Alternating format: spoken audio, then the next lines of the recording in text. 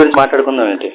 అదే అదే ఇప్పుడు అది మీ పిల్లలు ఎవరు పుట్టారో తెలిసింది. అదే రేపుక నీ పిల్లలు ఎవడికి పుడితే నీ పిల్లల్ని నువ్వు తినకుండా ఎవరికో పుట్టాడని చెప్పేసి చెప్పడం ఏందిరా? సిగ్గుందా నీకు?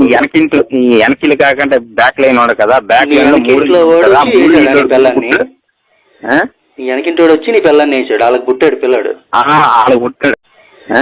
వెనకింటోడు వచ్చి నీ పిల్లల్ని వేసాడు, వాళ్ళకి పుట్టాడు పిల్లాడు. వాళ్ళకి పుట్టాడు.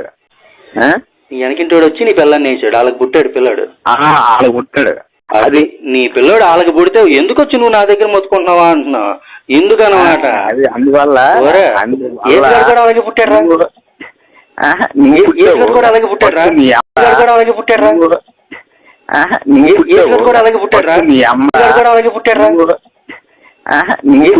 అలాగే పుట్టాడు. మీ అమ్మ ఏమో 10 మందితో కానీ నేను కన్నింది. మీ అమ్మ 10 మందితో కనింది ఆవిడ. ఓకే ఓకే, వీళ్ళు అందరూ ఇంతే.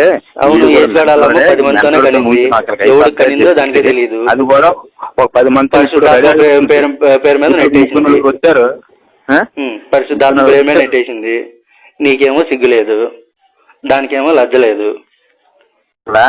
మనం ఏదైనా చేసుకోవచ్చు, నా లైన్ నేను చూసుకోవాలని చెప్పి చూసుకుంటాను వాళ్ళు. ఓ అంటే మేరీ అలా దిగించుకుంది అనమాట.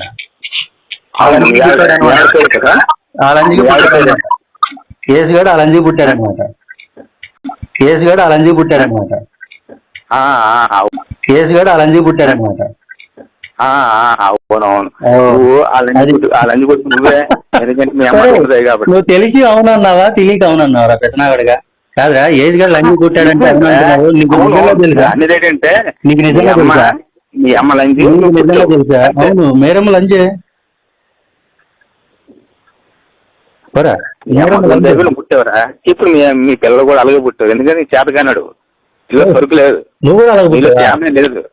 నువ్వు ఊరి మీద తిరిగి ఆ అపార్ట్మెంట్ ఈ అపార్ట్మెంట్ బిగించుకుంటే సరిపోతుంది నీకు. నువ్వు స్కూల్కి వెళ్తుంటే సైడ్ నుంచి నీ ఇంటికి వచ్చేవాళ్ళు చూడరా ముండా. ఇప్పుడు